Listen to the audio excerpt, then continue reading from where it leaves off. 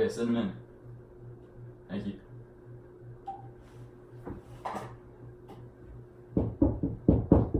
Come in. I'm pursuing architecture at Texas A&M, and I thought what better person to interview than the president architect at the leading, fastest developing architectural firm in the U.S. Well, I mean, it all came with hard work, really. I was always passionate about working hard because that's the biggest way I could see myself being successful in the future. What does the normal day as an architect look like to you? Well, for me, as an architect at College Creations, what they're doing here at our business is they're designing tiny homes for those who can't really afford full-size homes. Okay. So, as an architect here, I'm either drafting, like through brainstorming just off the top of my head, new things, new ideas, or we get clients that desire something that they want in a home, and I try to implement that into my drafting as well. So what should I know how to do to be a successful architect? Well, the first and most important thing is you need to know how to implement ideas you have like in your mind, and be able to illustrate those onto a paper or a screen. Like here, I have to draft things that clients want. So basically, I take their ideas and I implement it onto the screen.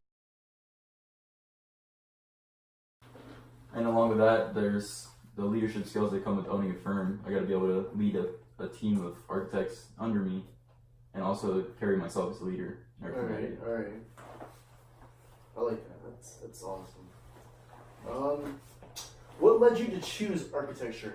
I was always interested in structures and buildings. Like when I would travel with my family as a kid, I would study the buildings. They would always interest me. I would take pictures in front of those buildings rather than taking pictures with my family even.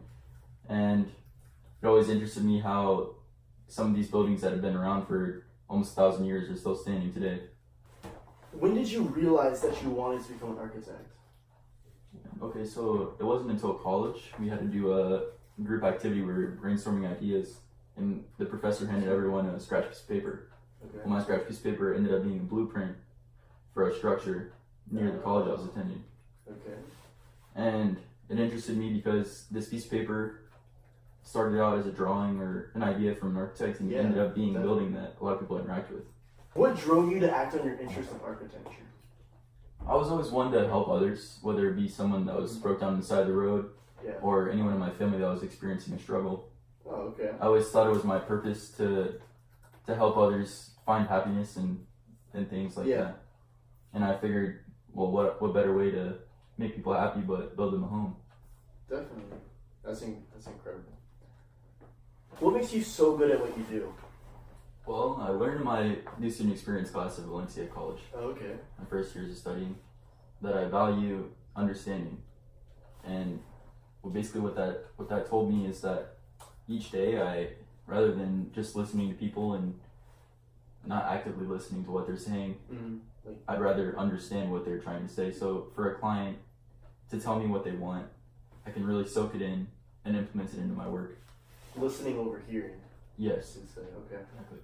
And then another one that I learned in that class was I'm very effective at communication. Okay. Communication could be between myself and clients, like I said, or it can also be between myself and my peers in the firm. All right. And I can communicate a problem that a client has with what I present to them, and then I can implement that understanding to make the problem resolved. All right. No wonder why you achieved such great status at a young age. Do you mind if I ask how old you are? I'm 26 years old now. And are you this successful? Yeah. Top dog. Well, I began at a pretty young age through dual enrollment, which is a program between my high school and college, which allows you to get the amount of credits you need to get your associate's degree. Oh, yeah? When you graduate. Okay. After that, I was accepted into the University of Florida's College of Design, Construction, and Planning, where I obtained a bachelor's and then a master's degree in architecture through the 4+1.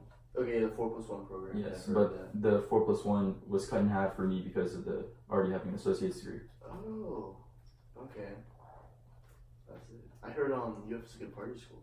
Is that true? It is very good. Good to know. I got down with the frat. Good to know. UF is pretty expensive, I've heard. It is, but at the time I was living in Florida, so I got in-state tuition. Okay. And alongside of that, I got the 2 years paid for through the enrollment, Okay. which saved about half the cost. And then I received the top tier of Bright Futures. I'm not sure if you've heard of that. It's a Florida program. No, I don't know what that is. Okay, well, basically they paid 100% of my tuition to go to college. Oh yeah. So you could probably look Do into they have that here in Texas? They might. You might have to look into that. I'll have to look into it. I Yeah. didn't go to college or high school here, so I'm not sure. And then FAFSA, which is a government granted Okay. I've loans, heard of FAFSA. but you don't have to pay them back. They give them to you to grant. Okay. And they paid for some of my housing and food costs while I was there. And then other than that, I just took out student loans to Do you know get the how rest much? done. It was less than $10,000, Oh, that's awesome. and it's already paid off It's today. already paid off. So I wrote here that you did about 5 years of schooling and you started in high school, which would only make you about 21 or 22. Did you graduate college and go straight into Catalyst Creations? Well, no.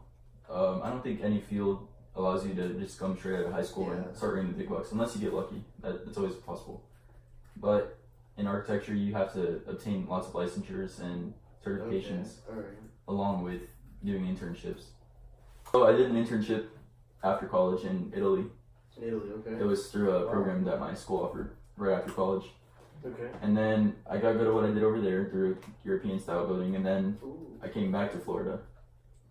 And when I was back in Florida, I applied for a job as an architect for Florida Design. All right. And I was there for about 3 years.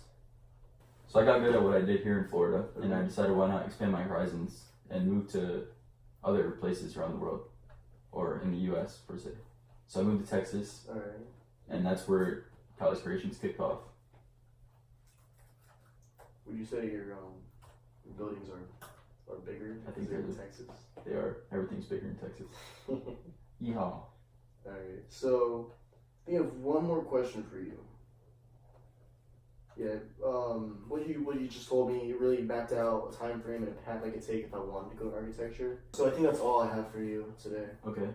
So one more thing is to find what you're pretty strong in. All right. And that's specified down to even becoming an architect. It breaks up into 3 fields. There's the architectural drafter, a technical architect, which is going to use the drawings and designs of another architect and make them to where they're safe to live in and actually scientifically be able to stand up. And then there's the management side of architecture. All right. That's all I have. Thank you so much. No problem. Hopefully we can see each other again. Of course. And talk.